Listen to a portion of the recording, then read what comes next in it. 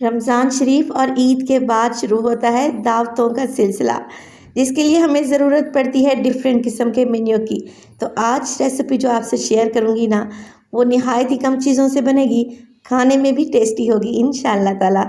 आज आपसे एक ऐसे मीठे की रेसिपी शेयर करूँगी जिसमें ना ही कंडेंस मिल्क डालेंगे, ना ही खोया ऐड करेंगे और ना ही इसमें शामिल होगी क्रीम। बिस्मिल्लाहिर्रहमानिर्रहीम। अस्सलामुअलैकुम।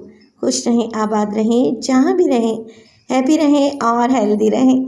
तो मैं हूँ फ़ाइज़ा और वेलकम करती हूँ आपको चटपटे पकवान में। तो रेसिपी को एंड तक देखें, रेसिपी अच्छी लगे लाइक कर दें और चटपटे पकवान को सब्सक्राइब भी कर लें। तो चलें जी, स्टार्ट कर लेते हैं। तो इस मज़ेदार से मीठे को बनाने के लिए मैं इस्तेमाल करूँगी ब्रेड का। अब ब्रेड की हमने कटिंग किस तरीके से करनी है, मैं राउंड शेप में छोटे छोटे पीस निकाल रही हूँ। आप चाहें तो इसके कॉर्नर्स को अलहदा करें और जैसे आपका दिल चाहे आप इसकी कटिंग करें। इस तरीके से राउंड शेप में कटिंग करेंगे ना, तो डिज़र्ट बड़ा ही प्रेजेंटेबल लगेगा इंशाअल्लाह ताला। बची हुई ब्रेड के आप ब्रेड क्रम्स बना लें और इन्हें फ्रीज़र में रख दें। 1 से 1.5 माह के लिए बिल्कुल भी ख़राब नहीं होंगे और डिफरेंट रेसिपीज़ में आप इन ब्रेड क्रम्स का इस्तेमाल कर सकते हैं। चलें जी, सारी ब्रेड की मैं कटिंग कर चुकी हूँ। अब आ जाते हैं, एक बड़ा सा ले लिया है मैंने तवा और उस पर डाला है देसी घी। अच्छा, इस रेसिपी के लिए आप लोगों ने ऑयल का इस्तेमाल बिल्कुल भी नहीं करना, या देसी घी ले लें या फिर डालडा प्लांटा जो भी आप लोगों के घर में आता है उस घी का इस्तेमाल करें। 1 टेबलस्पून घी को तवे पर फैला दें। फ्लेम को बिल्कुल स्लो रखें और आप लोगों ने ब्रेड के पीसेस इस तरीके से तवे पर लगा देने हैं और फिर हल्का हल्का सा घी इनके ऊपर भी लगा दें। एक साइड से ये गोल्डन होने लगे तो साइड को चेंज करें। अब देखें, ब्रेड को मैंने यहाँ पे डीप फ्राई नहीं किया। डीप फ्राई करने से ब्रेड बहुत ज़्यादा हैवी हो जाती है और खाने में भी क्या होता है कि बहुत भारीपन महसूस होता है। लिहाजा हल्का हल्का ब्रेड को सेकेंगे और दोनों तरफ से इसे गोल्डन और क्रिस्पी कर लेंगे। ब्रेड अच्छे से सिक जाए तो इसे निकाल कर एक साइड पे रख दें। मिनटों में ये रेसिपी बनकर तैयार हो जाएगी इंशाअल्लाह ताला।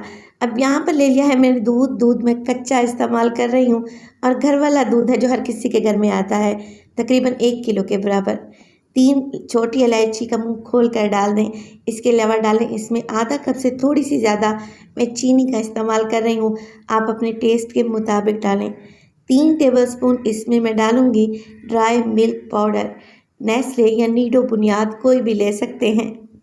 तो आप लोगों की सहूलत के लिए बता दूं कि मिल्क पाउडर के छोटे साशे भी मिलते हैं, तकरीबन 30 से 35 रुपए का एक साशा मिलता है जिसमें 3 टेबलस्पून मिल्क पाउडर होता है, तो उसका इस्तेमाल भी आप लोग कर सकते हैं।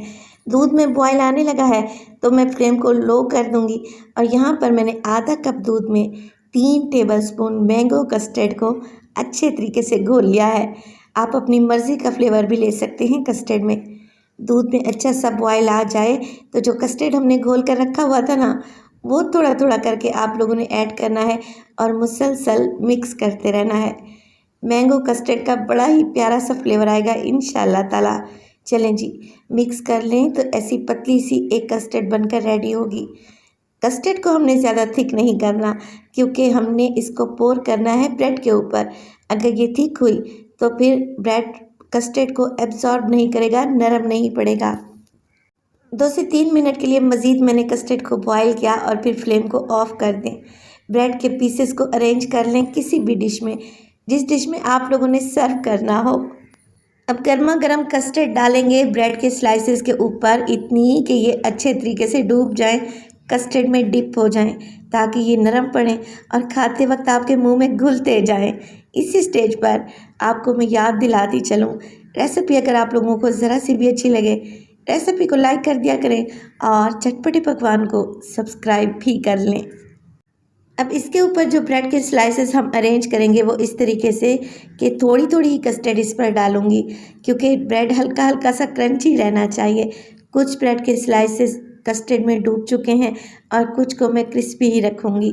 जब आप इसकी एक बाइट लेंगे ना, यकीन करें आपको ये मीठा इतना कोई टेस्टी लगेगा कि आपका हाथ ही नहीं रुकेगा। हल्के से इस पर डालें ड्राई फ्रूट्स और इसे गार्निश करें रेड कलर की टूटी फ्रूटी से। अच्छे तरीके से आप लोगों ने इस मीठे को ठंडा करना है और बाद में सर्व करना है। ठंडा ठंडा ये मज़ेदार सा मीठा खाने में एकदम टेस्टी, लाजवाब और बहुत ही ज़बरदस्त है और बजट फ्रेंडली भी है। तो दावत के लिए तो एकदम परफेक्ट रेसिपी हुई ना। तो आप लोगों ने रेसिपी को ट्राई करना है। रेसिपी अच्छी लगे लाइक कर दें, चटपटे पकवान को सब्सक्राइब कर लें और अपने फैमिली और फ्रेंड्स में भी शेयर किया करें। अपना बहुत सारा ख्याल रखिएगा। फ़ाइज़ा को भी अपनी दुआओं में याद रखिएगा। मुझे दीजिए इजाज़त। टिल देन, अल्लाह निगहबान।